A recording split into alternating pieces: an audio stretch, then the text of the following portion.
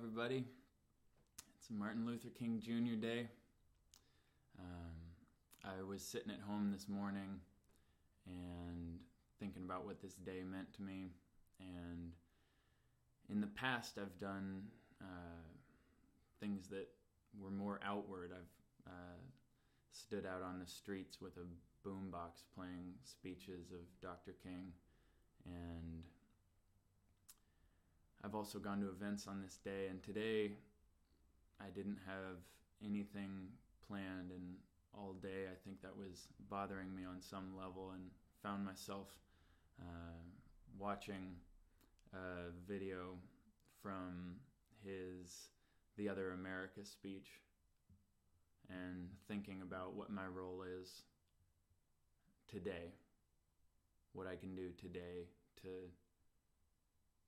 be a continuation of the movement that he set in place.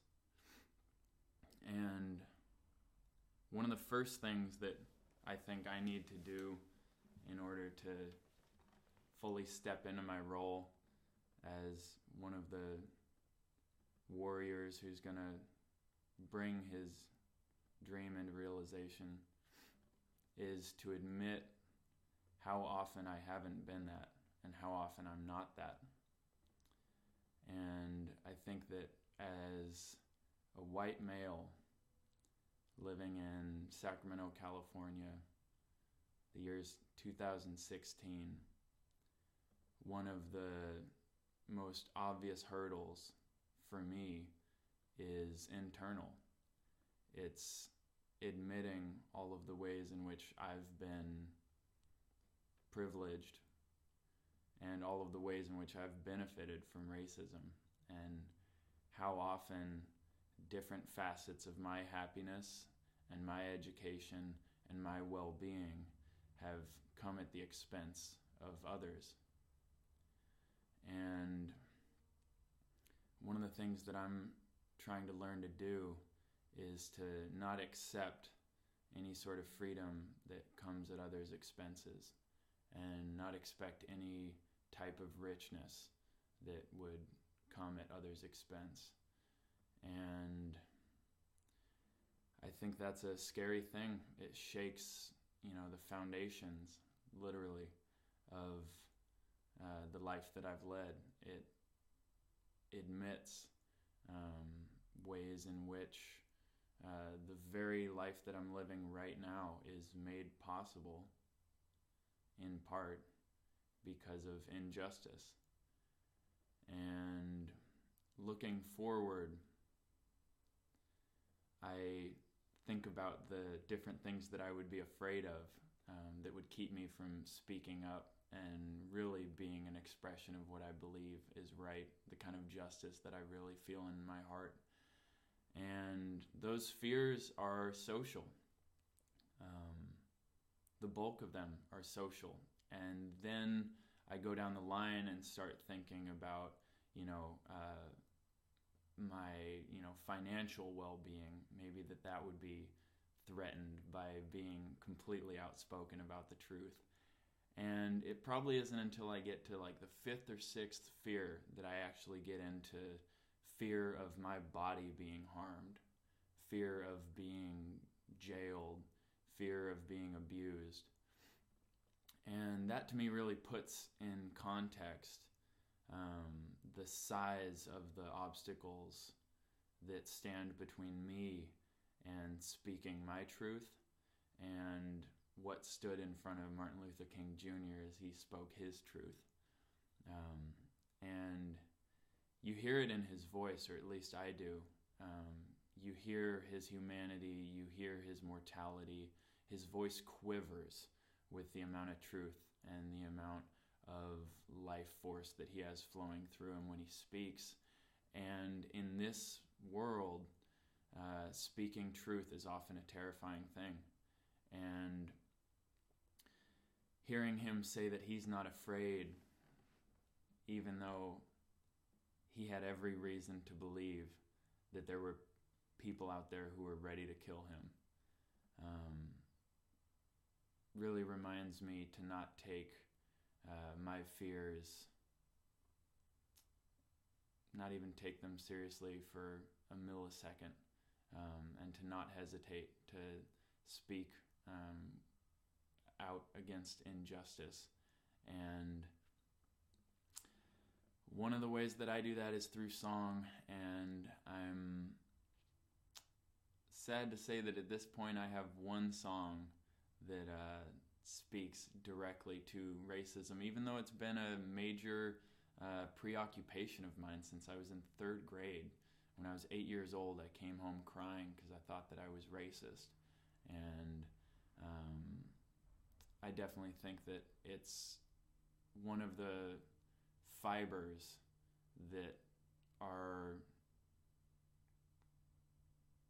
lives are made up of. It runs through our lives in so many different ways, and if you start paying attention to it, you see the ways in which racism has been morphed and changed and disguised and shown as different things, and how it has changed its appearance without changing its nature, and the extent to which it still rules so much of the world we see. And it's really easy to be cynical, and it takes no energy to be cynical, actually. You just say, oh, things are so unfair, things are so screwed and unjust, and humans are so bad, and then you're done. You're off the clock. Once you believe that, you don't have any voice inside of you saying there's more to do. There's more to do. Hope, on the other hand, requires a tremendous amount of energy, and I think that's why so often we choose despair over hope, because we know that as soon as we say, I believe that we can create a world where humans are treated with dignity, regardless of where they come from or what they look like, well, then it's time to get to work, because there's a lot to be done if we believe that. And I believe that. And I feel the tingles in my chest as I say it, because I know that that means a lifetime of work. I don't think that I can get that done in one lifetime, even with all of the amazing comrades and colleagues and fellow artists and politicians who I believe in, and friends doing their good work as teachers or fathers or mothers. I don't think that one lifetime is even enough. I think that our children and their children's children are going to be picking up pieces of that mess still. And that's not a reason not to dive into the work. If anything, that's a reason to get started today.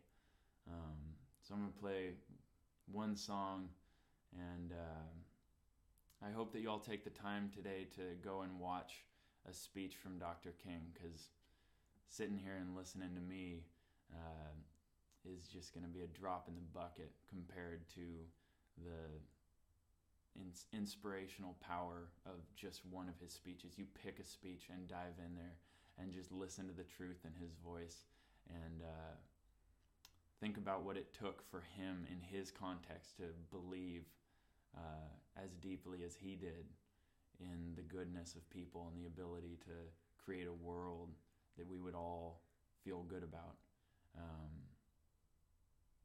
That compared to what we have up against us, we can do this.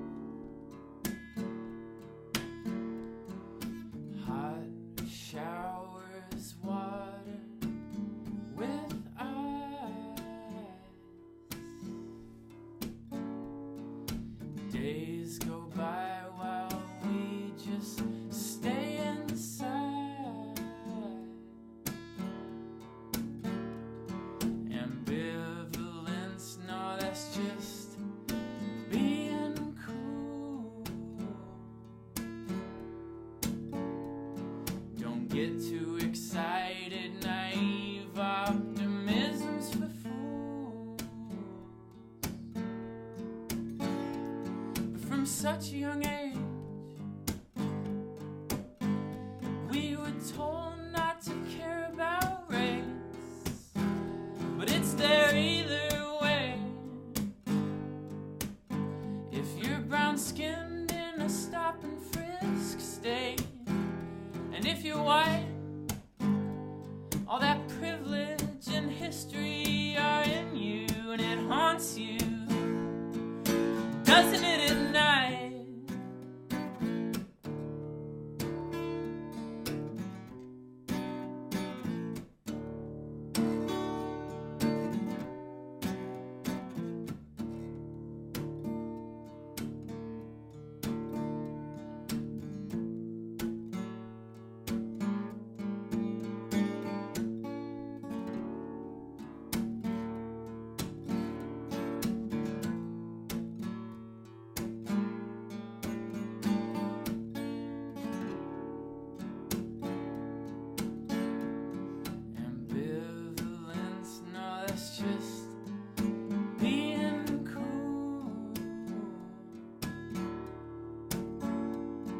Say something weird, grab a beer, and jump in the pool.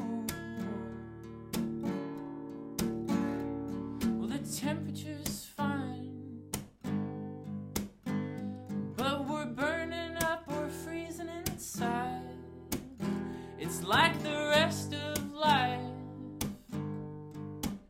We didn't start it, but now it's our fight.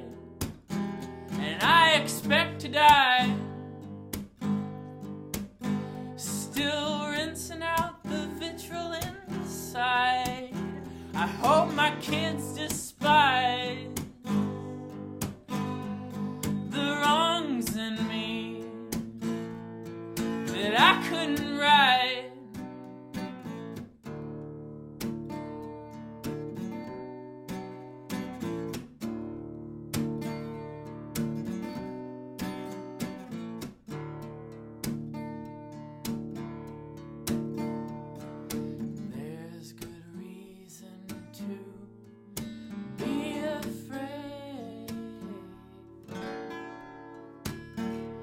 Of the people living 6 blocks away.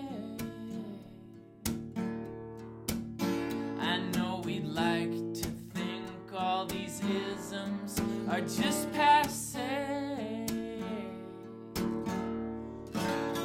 The Dr. King got his own day, then it all just went away.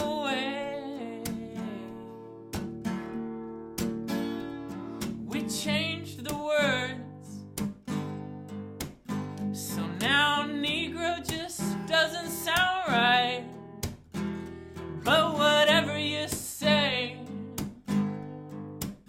it'll have to be changed again in due time, 'cause the sounds get stained by the way they get used in our lives. Saying Mexicans is fine, it just sounds wrong, 'cause of the fucked up state we're in.